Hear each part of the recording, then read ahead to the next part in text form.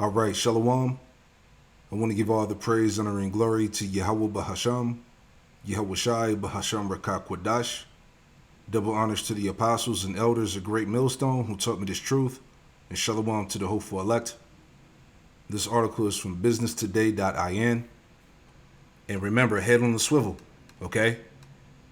The headline reads here, it says, all about Nazir Best, the White House shooter who believed he was Jesus. Okay, so you already know what time it is, man. Okay, by any means necessary to make a narrative to come after Jake, as we've been warning you about. Okay, Jake is now the face of domestic tea, right?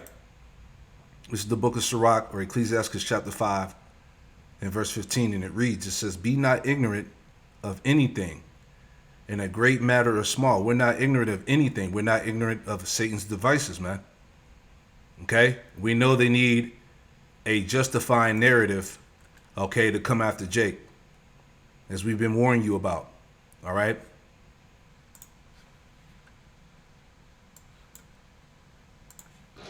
Now let's go to Madeline Rivera in Washington on the shooting outside the White House yesterday. Maddie, what can you tell us? Hi, good morning, guys. So this happened around 6 p.m. local time. So for those that don't know, that's usually around the time that correspondents at the White House are preparing for their evening live shots. So many of them actually heard the shots, and some of them scrambled to the ground for cover. The White House was placed on lockdown for nearly an hour. A Secret Service spokesperson says a person came to the checkpoint near 17th Street and Pennsylvania Avenue, and per their preliminary investigation, they say as the man walked up, he took a gun from his bag and began firing at officers. The Secret Service, they shot back and hit the suspect, who later died at a local hospital. Multiple sources now tell Fox News Digital the suspect was identified as 21-year-old Nazir Best from Maryland.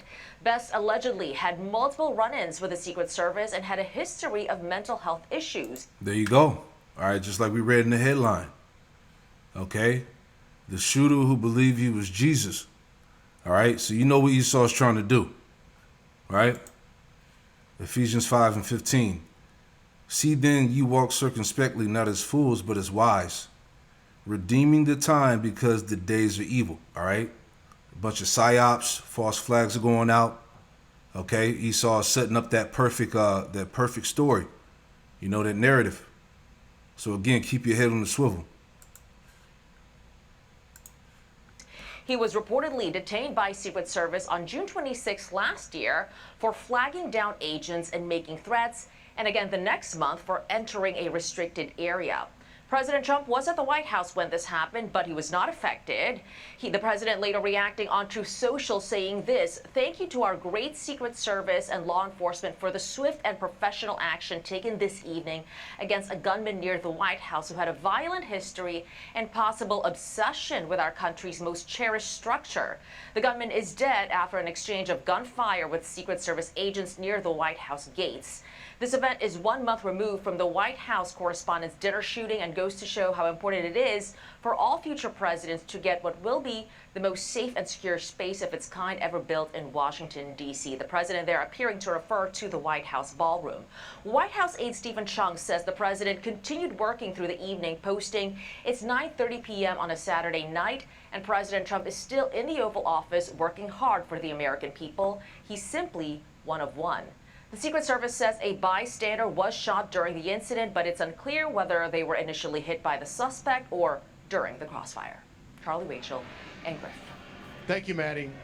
With that, let's bring in retired Secret Service agent Jeff James. Joins us now. Thank you for joining us this morning, Jeff. Based on what the information that we have right now, and there have been a number of run-ins with this suspect over the past year and a half, do we think that the obsession of this shooter, this gunman, had to do with President Trump specifically, or just the presidency and the White House? Is there anything that gives us any indication about that? You know, nothing initially, but that'll be figured out. And in my career, I did 2 years as an intelligence specialist in our intelligence division. And we would see that. We would see people who were obsessed with the presidency, period, not just one person. That goes all the way back to John Hinckley. John Hinckley actually had plans to shoot President Ford before he eventually shot President Reagan. So it wouldn't be unusual to see an obsession with the White House and the presidency as a whole rather than one president. So, Jeff, let me ask you what you make of when we look at the actual location, which I believe is 17th in Pennsylvania, where the gunman was able to at least get to and fire off shots. What do you make of where this occurred, and does it call for even more hardened security around the White House by Secret Service? Well, the first thing I want to point out is that, the security measures work. This person didn't get inside the perimeter. He shot through the fence. The fence line from the north portico, you have about 70 yards to Pennsylvania Avenue, and then this was down on the corner. So you're a good couple hundred yards away from the White House itself by the time you get to 17th Street. We can't continue. If we tried to move the cordon out any farther at that point, we're starting to encompass businesses, which really lends itself to less security when you encompass a place where more people have to come and go. So the perimeter, the 18 acres that the White House covers, the perimeters are literally pushed out as far as they can go right in the center of D.C. there. All right. All right, Jeff James, thank you for joining us and for all those details. Appreciate it. Yeah, you notice they didn't mention about him, being Jesus and shit, so I guarantee when they push more stories later, they'll probably mention it, right? But again, we know what time it is, right? This is 2 Corinthians 2:11. Lest Satan should get an advantage of us, for we are not ignorant of his devices, right? Job 21:27. Behold, I know your thoughts and the devices which ye wrongfully imagine against me, man. So, hey, this devil is always up to something, man. Okay? They mentioned this for a reason. Okay? Believed that he was Jesus. And apparently this was like his second go around. I guess he tried it last year or whatever, and then he came again and they shot and killed him. All right. So a lot of weird shit is happening. But like I said, all to, create a justifying narrative to come down on Jake. All right. We warned you. Revelation 12 and verse 12. And it reads, therefore rejoice, you heavens, and ye that dwell in them.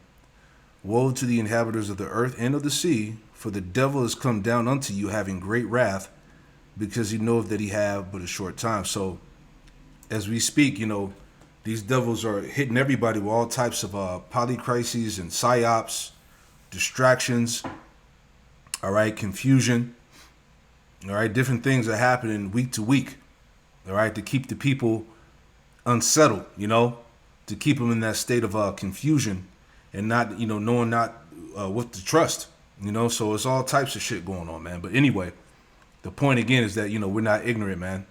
Okay? Be not ignorant of anything in a great matter or small. All right? So just putting it out there, man. The latest news, another, false flag shooting, right? Who knows if it was set up or not. All right? But they shot the guy, they killed him.